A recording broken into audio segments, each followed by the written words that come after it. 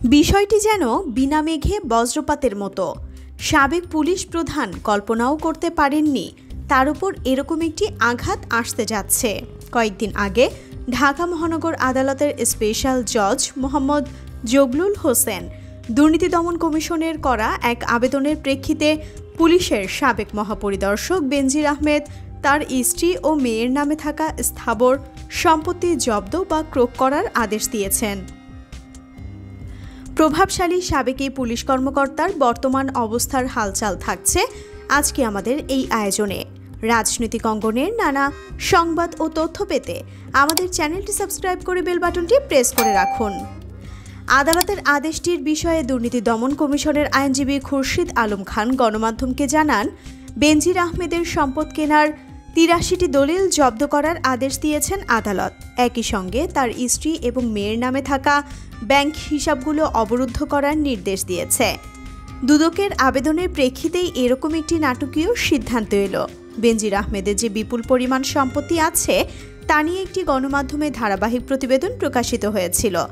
সেই প্রতিবেদনের পর বেনজির আহমেদ কিছুটা আত্মপক্ষ সমর্থনের চেষ্টা করেছিল বটে, তবে তা শেষ পর্যন্ত উচ্চ আদালত পর্যন্ত গড়ায় এবং উচ্চ আদালত বিষয়টি নিয়ে দুর্নীতি দমন কমিশনকে তদন্ত করার নির্দেশ দেন।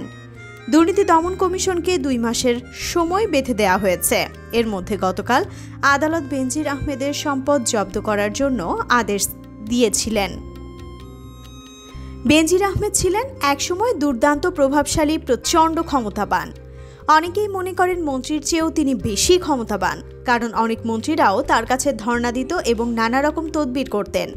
সরকারের প্রভাবশালীদের ফোন ধরতেন না বেনজির, এমন কথাও হতাশার সুরে বলতেন অনেকেই।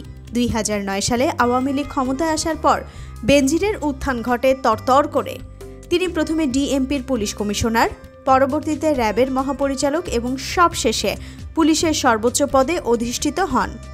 মেধাবী, দক্ষ একজন কর্মকর্তা হিসেবে তার সুনাম ছিল, কিন্তু পাশাপাশি তার বেপরোয়া জীবন এবং একটা ড্যামকেয়ার মনোভাব সকলকে হতবাক করত।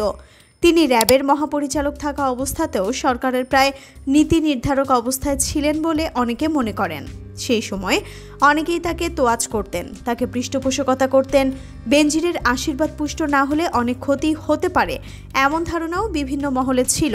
কিন্তু সেই বেনজির আহমেদ এখন বিপন্ন, একাকী, তার পাশে কেউ নেই।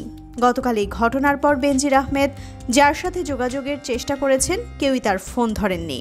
বেনজির আহমেদকে এখন সকলে এড়িয়ে যাওয়ার চেষ্টা করছেন। বেনজির আহমেদের চাকরি অবসরের পর থেকে তিনি অবশ্যই একটি নীরব জীবনযাপন করছিলেন, কিন্তু নানা কারণে আবার বিতর্কে আসেন এই বেনজির আহমেদ।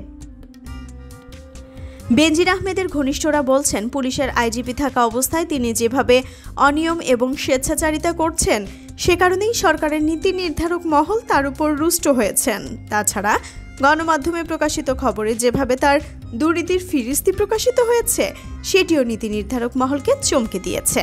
কেউ কল্পনাও করতে পারেননি বেনজির আহমেদ এত বিপুল পরিমাণ দুর্নীতির আশ্রয় নিয়েছেন এবং এই দুর্নীতিগুলো যে সরকারের ভাবমূর্তিকে নষ্ট করেছে এ ব্যাপারেও সরকারের নীতি নির্ধারক মহল নিশ্চিত। সরকারের পক্ষ থেকে এ ব্যাপারে সুস্পষ্ট অবস্থান জানানো হয়েছে যে ব্যক্তির অপরাধের দায় সরকার নেবে না। বেনজিরের বিচার নিজস্ব গতিতেই হবে।